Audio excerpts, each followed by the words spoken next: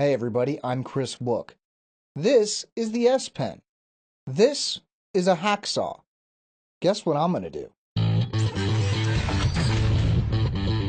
Now, since the last Break It Down video, I've gone through and read every single comment you guys have left. Going through all of those comments, two things kept popping up. First, you want me to get more technical. And second, you really want to see me break the S Pen. Believe me, I am more than happy to do both of those. So, let's break it down again. Let me tell you, it was not easy getting this thing open. Apparently, with the earlier iteration of the S Pen, it was fairly easy to take apart as long as you were careful. This was not the case for me. Yes, I really did need to use a hacksaw. What you're seeing here isn't even all of it.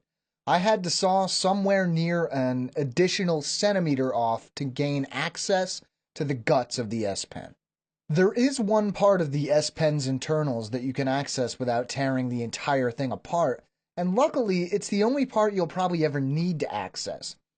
Two potentiometers are located beneath the S Pen button, which is easy enough to pry off with a knife as long as you're careful.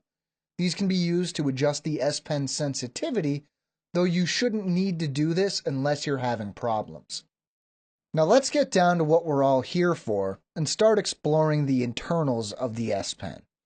First, we'll look at the button right next to the potentiometers we just looked at. This, as you might guess, is what is pressed when you click the S Pen button. From here, we'll move on to the nib and coil. You can see that the actual nib itself is just a small piece of plastic. When this is pressed, the part that actually moves is the coil assembly. This is where the pressure sensitivity comes into play. As we saw in the last video, the coil here is what picks up the electromagnetic field coming from your Note device. I can't tell from looking here where the energy picked up from the coil is stored, but considering the relatively small amount of power required by the S Pen, it's likely stored in a capacitor somewhere here in the circuit board. You can probably tell from looking here that what goes on in the S Pen is actually relatively simple.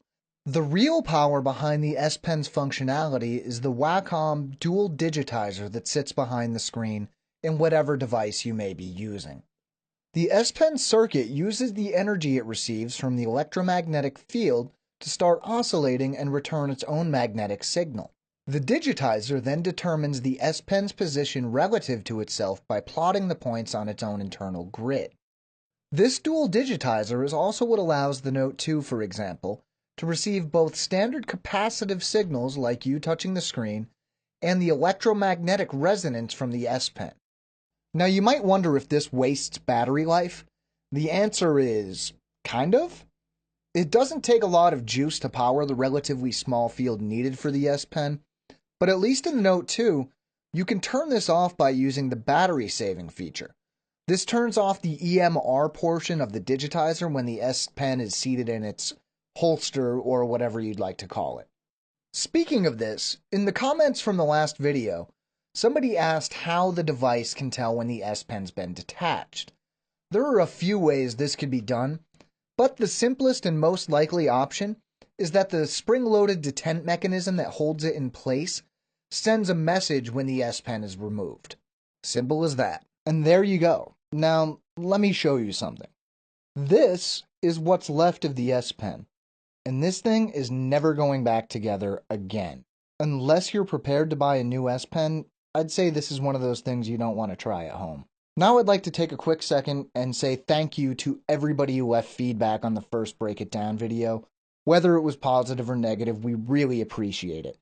Looking through all the comments, you guys have ideas for a ton of stuff you'd like to see us break down, and believe me, we're keeping track of all of them. That said, keep the ideas coming. It's a lot of fun putting these together, and as long as you keep watching them, we'll keep making them. Now here's the thing, we have new videos going up basically daily now, so if you want to stay caught up, make sure to subscribe. I am Chris Wook from Android Authority. Thank you for watching.